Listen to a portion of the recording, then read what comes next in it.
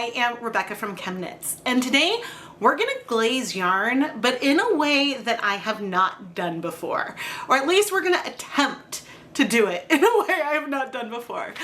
Today we are gonna try to create a variegated glazed yarn by using different colors of glaze in different sections of the yarn to create something that is like an overall variegated glazed effect.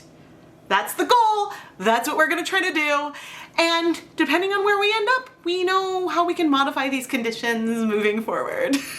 Before we jump in and talk more about the colors and what it even is glazing, I want to give a huge shout out and thank you to today's lab partner, Cindy. Cindy, thank you so much for being my lab partner for today's episode of Dyepot Weekly.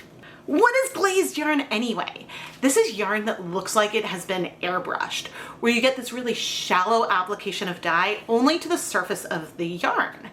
And this is achieved by having really high acid, plus a pigment that will strike and bind to the yarn really quickly to get this effect where you feel like you can kind of see through the color to see what was there underneath. Now, I've shown some examples of some stunning glazed yarn, but today for our proof of concept, we're gonna be working over white bare yarn to have the most contrast we can before leveling up and trying to do this over, I don't know, maybe a tonal or something variegated that we're starting with. The yarn we're using today is Knit Picks Stroll Fingering Weight Yarn. I am a Knit Picks affiliate, and if you want to learn more about their yarn, I will have affiliate links down in the video description. I have pre-soaked the yarn we're going to dye today for a couple of hours, so it's all saturated and we're ready to get started. The two colors we're going to use for our glazing today are two colors I've done, well, actually one color I've done a lot of glazing with. This is Dharma Acid Dye's Royal Purple, and then a color I've not done as much glazing with, Dharma Acid Dye's Deep Magenta, but we do know that it glazes well, and I've used the color a lot, so I'm confident, I think, in getting a good glaze. I mean, the yarn we're using today is not a yarn that is always the easiest to get a good glaze on because it is very lofty. It's not particularly high twist. Sometimes using a thicker yarn is a lot easier for getting that glazed effect, especially when we're doing a proof of concept. But I know my lab partner enjoys my glazing videos, and so I want to try this on the yarn base that I've used more of than any other yarn I think I've ever dyed. I've probably dyed Stroll over 50% of the time. But anyway, let's set up our dye bath. In my dye bath, I have 24 cups of water. I'm gonna add 300 milliliters of white vinegar, which is pretty high acid. And then I'm going to add, and this is where I've been debating. I'm gonna be glazing 200 grams of yarn. If I was gonna do the entire 200 grams of yarn in this conditions, I would use half a gram of dye. I'm going to glaze, I mean, I don't know if there should be some overlap, but I guess I should aim for about 50% of the yarn. And we're not gonna worry about an overlap transition about too much, because I'm like, oh, what if I wanna do 2/3 of each? And so I was going back and forth and overthinking everything. But there's no need to overthink. We can just go for it and have fun. Okay, here I am with 25 milliliters of our Deep Magenta dye. I originally thought that I was gonna start with the Royal Purple, but then realized I think that the pink pigment in Deep Magenta is the pink that is within Royal Purple. So that's why we shifted that. And I want to stir this up well. Deep Magenta is a very interesting pigment because it does not stay as soluble. Some amount of it does sort of crash out of solution, which ends up giving it this almost like, sometimes it feels pearlescent in a way, like you have mica swimming around. Okay, we have our cold dye bath. Okay, and now I'm gonna come over with about 200 grams of yarn that I've squeezed a lot of the liquid out from, but at the same time, I could squeeze more water. I think sometimes having some water in there can help. And what we're gonna do is we're gonna dip the yarn in, move it around, raise up, raise down, and leave it. And now we're gonna take it to the stove to start heating things up very carefully. Okay, and I'm having doubts right now because I'm seeing pink in there and it doesn't feel glazed. And so I'm like, this is the moment where like the doubts are just full in my brain. We're gonna breathe and we're gonna wait. And I'm gonna set a timer for 30 minutes. Normally, when I'm glazing yarn starting from cold with around this volume of water, I will set a timer for about an hour. And because that takes about 30 minutes to heat up and then more time for the colors to bind. I don't think that that's really necessary right now. I know I'm not supposed to be stirring much, but I'm just gonna kind of lift that yarn. I'm so nervous. The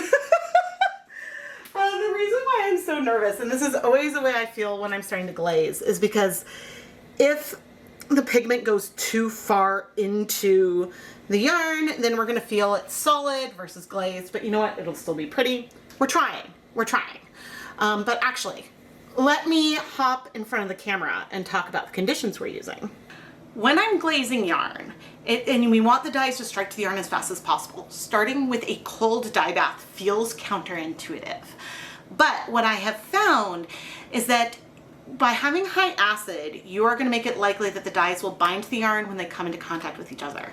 But starting cold makes the dyes come into contact with the yarn happen slower overall. And this helps me get a more even coverage of the overall glaze all over the yarn versus having it be like all the dye striking in one spot and leaving a lot of whites and things left behind, which could still happen. But I find that this is what works well, and also not moving the yarn very much also helps. So it's a trust the process moment. We're gonna end up with pretty yarn no matter what, but I really wanna know if this will work because I've ended up with variegated glazed yarn from various space dyeing kind of techniques, but not really intentionally, and so I'm hoping.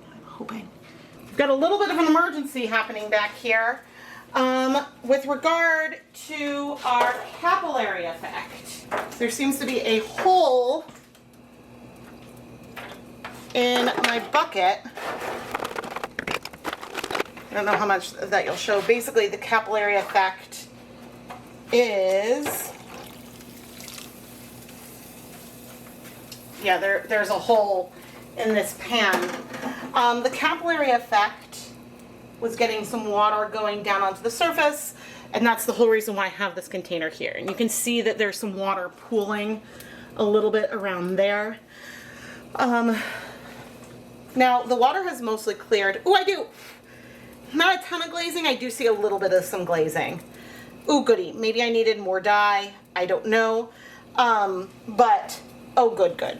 I don't think there's any holes in here, but basically what happens is that we are effectively siphoning water out of the container. And did we, ooh, see glazing back there. Did we siphon some dye? That I don't know how much of that is from like the initial dips or not, but okay. It's only been, what, 16 minutes?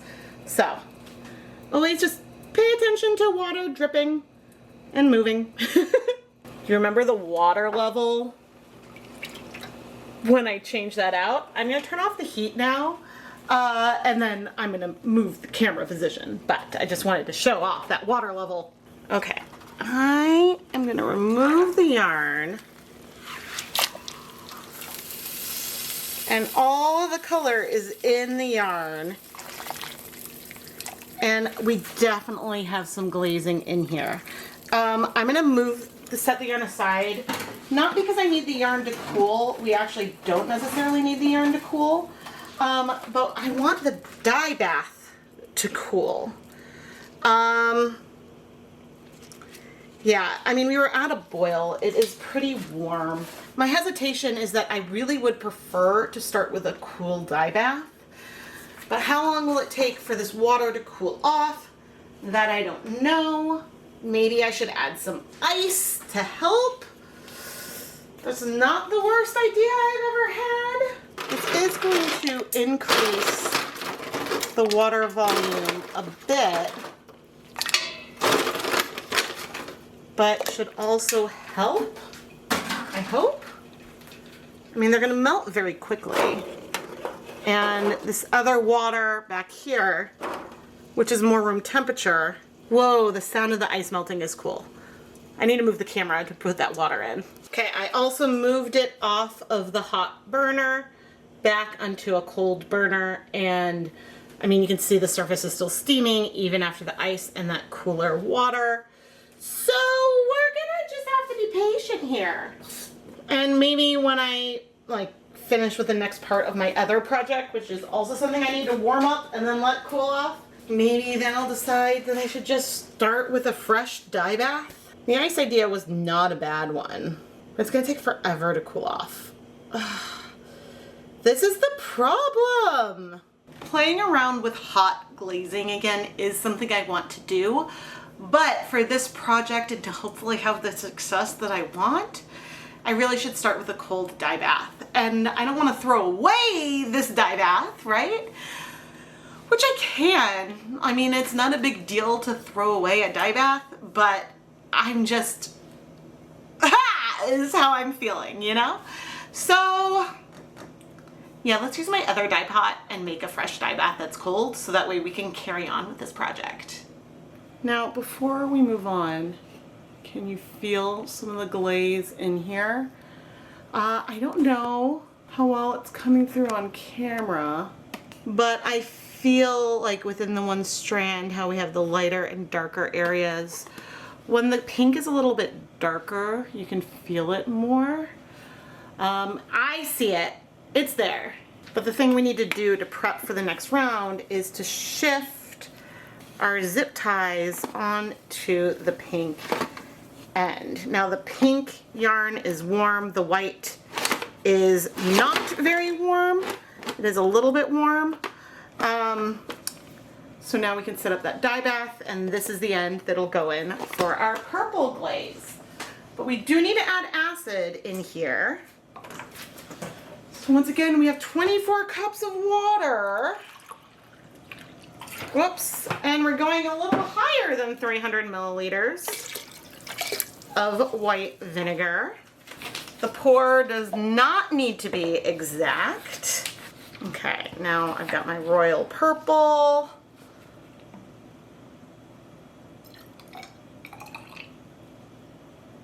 And I'm gonna get 25 milliliters of it to apply in here, and we're gonna rinse this out with some water that conveniently I have on hand.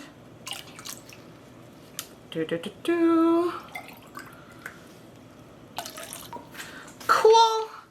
And now we're gonna stir things up before we bring over our yarn. Okay, and we're gonna do a very similar thing to what we did last time. Okay, we're gonna bring over our yarn. We're gonna pop it in and go 1, raise, 2, and leave it. And we're gonna go take this to heat up, and hopefully we'll get good coverage. And this time, I am gonna do one little bit of a fluff like last time, just to sort of fluff that up. I try to make sure that we wouldn't end up with any white left in the middle. And you can see that this time we may not get as much capillary action because the yarn is above the water level here. It happened because we had our wet, like straw as the yarn below the surface of the water here. But because I have the hot pan back there, that's why I have it set up like that. And so we're gonna let this go for 30 minutes and then we'll be back. All right, it's been 30 minutes. Let's see how we're doing. Ooh, we got a gorgeous glaze there. Woohoo! Now, I think the glaze with the purple is a little bit more dramatic than the glaze with the pink, but I'm really excited. And actually, some of the spots where we've glazed over the yarn twice look extra cool, like in there. I am so excited for this variegated glazed yarn, even though maybe the Royal Purple worked better than the pink. That's okay, I can turn off this heat. I'm gonna set this aside to cool, and then we can wash it. Let's wash the yarn. Now, I have to say, I was so excited about this colorway right here that I went ahead and did a layered glazed yarn using the same dye bath with the exact same colors. As I add some dish soap into our rinser.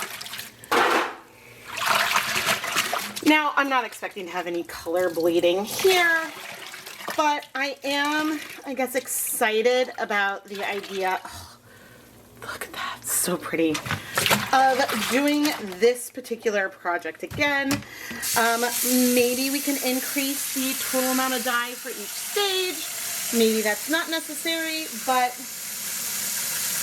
this was so fun. Ooh, it would be really fun, maybe instead of the pink, which works, but not as well as the purple. The purple definitely works better. If we did the purple and the green, forest green, that combination would be really pretty to do together. But I'm excited about the idea of playing around with this more, of doing something like this over, like an underlayer of color.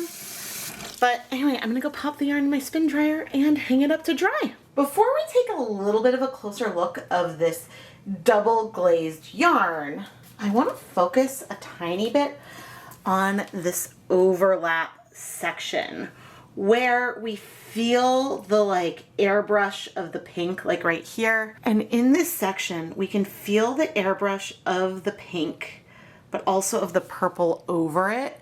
And that is so cool, and is what, and really was what made me want to go and layer the glaze in another project. That is something I did before this yarn was even dry. Because the pink isn't quite as dark as the purple, and there isn't as much contrast between the pink and the bare white, it was not as immediately obvious that we had that glaze, but you can see that you feel that white peeking through. There's just more softness with the purple, and you really feel that airbrushed effect over here. Glazing with bright colors is fun, but it's a lot easier to use a darker color, the royal purple, a navy, a black, a brown, just because you can get a little bit more contrast there. But there's always potential, a lot of potential, to play around with this and explore, and man, the things that we could create doing this on top of another type of colorway. Now, one of the things you always need to consider when it comes to glazing is if you're going to glaze over a base layer, you want to make sure you're using colors that aren't going to create a lot of backstaining. Some colors, like an emerald green or a Caribbean blue, will have some amount of pigment that when it goes back into hot water, that will bleed out and rebind to the yarn in other places. This is something that you can use to your advantage, but is also something that I guess you need to consider for any type of double process or triple process dyeing. Now, I happened to pick the pink and purple for today's project because I wanted there to be contrast between the two glazes. If I used Royal Purple and Dark Navy, you can absolutely see and feel a difference between those colors. Don't get me wrong, but it would be a lot more subtle overall, and the contrast and the blend is something super exciting. Now, I know I mentioned earlier in this video that the results of your glazing can feel a lot more dramatic if you're using a yarn with high twist and with thicker plies. Stroll is lofty, it's 4-ply, the plies are pretty thin. If I was doing this on a single ply yarn, it feels that much more dramatic. but you still feel that airbrushed effect in here, and it gives a very soft tonal feel and a lot of dimension and depth into your color. Cindy, thank you so much for being my lab partner for today's episode of Dyepot Weekly. I really hope that you've enjoyed this video and that you're gonna love the yarn. I am feeling so inspired about just other ways to play around with processing yarn. And also with glazing only portions of yarn.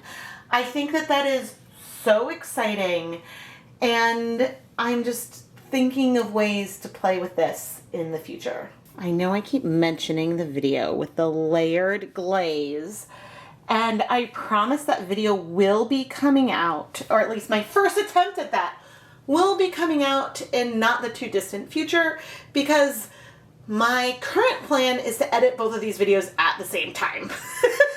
So stay tuned. Please subscribe and turn on notifications so you never miss a new video. I post at least twice a week, and we have a lot of fun. I am Rebecca from ChemKnits, and thank you so much for watching.